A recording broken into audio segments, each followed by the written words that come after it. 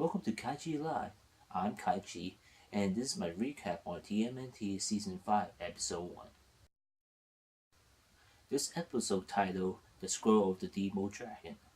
In the cold opening of the episode, we see Casey Jones and Raphael in the sewers tracking some things in long robes and in hoods. Both Casey Jones and Raphael got into fight with these things, but in the end they were dragged away in the sewers. After we see the new opening, it cuts away to the Turtles' lair, where Leonardo is practicing his moves, and we see April and Donatello hanging out in front of the TV. Then Michelangelo bursts in with a box of VHS tapes, those things like this, like a brick-like thing that show you can watch video on.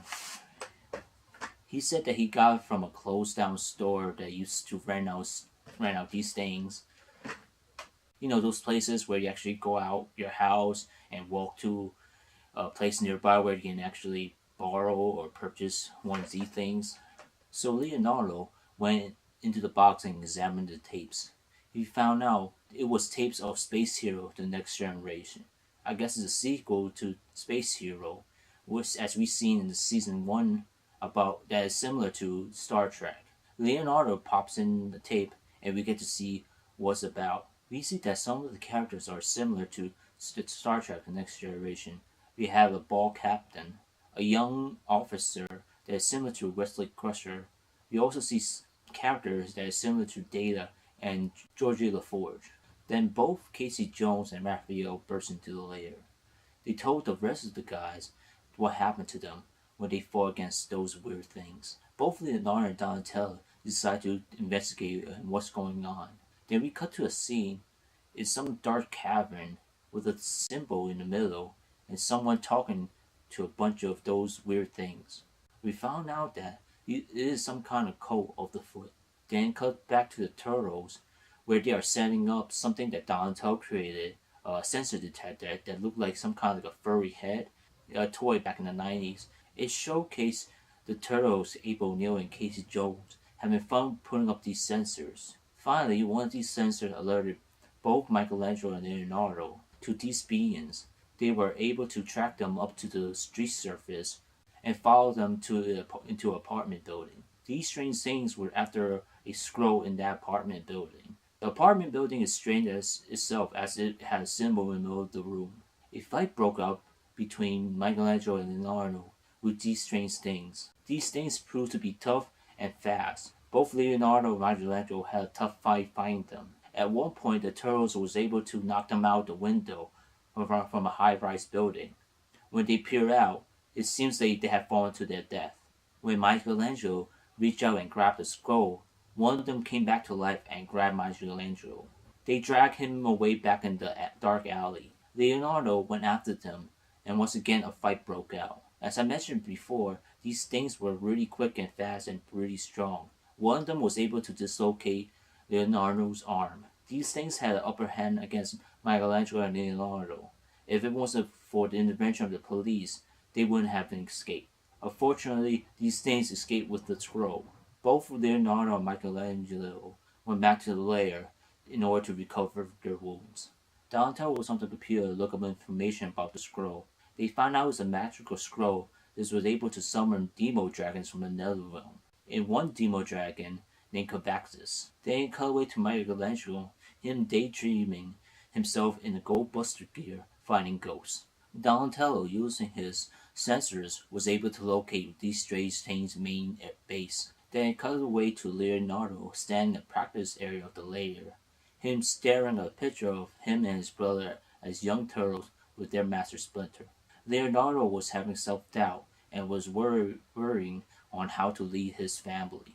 Master Splinter appears in front of Leonardo, whether or not in ghost form or in the mind of Leonardo, gave him advice that in the future there are dark times, but the inner light within them will help them guide the way.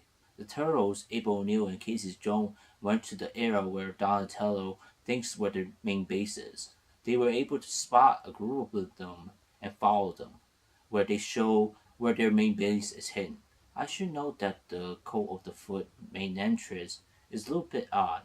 Since the opening to their meeting area is so high up, it would make sense to be that high. Then we see the cult of the foot, or the cultists, were their leader.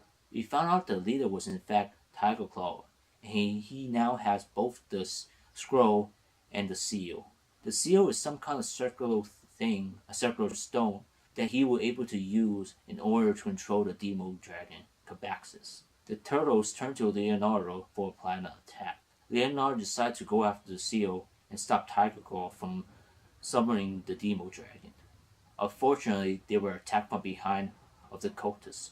After the turtles, April and KaiChi Jones brought to Tiger Claw, they had a few word exchange. The turtle commented that no matter what Tiger would do, they will always win.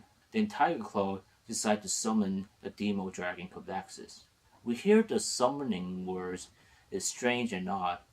I heard the word Naruto in it, which I thought was kind of funny, since Naruto is a ninja manga, and this show is about Ninja Turtles. After Tiger Claw summoned Kavaxas, Kavaxas was not happy being summoned, and was about to attack Tiger Claw. Fortunately, Tiger Claw has the seal, and ordered him to attack the turtles. Some of Kavaxas' attack that he seemed to be able to breathe out magical fire breath that is green, and is able to summon up some kind of fireball to fire against the turtles. The turtles, Abel and KaiChi Jones, was no match. All the attack didn't have effect on Kavaxas. At one point, Leonardo tried to slash his katana at Kavaxas, and it just broke. At one point, Kavaxas went after April. Even with April's mental power, she was still no match against Kavaxas. When he was attacking April, April comments why her powers didn't affect him. He comments that he's a being from a different dimension and he was far more powerful than her. Leonardo, seeing they were in danger, had no choice but to retreat. When Kavaxas tried to go after them, Tiger Claw ordered him not to, since they already have the power to beat them. In this iteration of the 2012 Teenage Mutant Ninja Turtles series, they have been exploring a different dimension. Maybe we can find out more about it in future episodes in this season. When the turtle, KaiChi Jones and April finally come to a safe place and discuss what happened.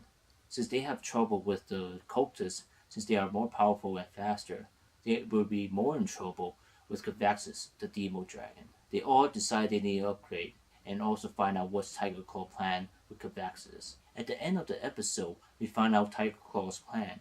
He planned to use the power of the Demodragon Kavaxas in order to resurrect the Shredder and bring back the Foot.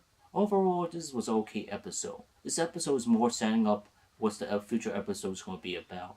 They have a new villain of the Demodragon Kavaxas, and we'll see the Turtles upgrade to maybe more mythical powers or moves. In this episode, it also hinted of other dimensions, not alternate dimensions as we've seen previous seasons. I also should mention about the new opening.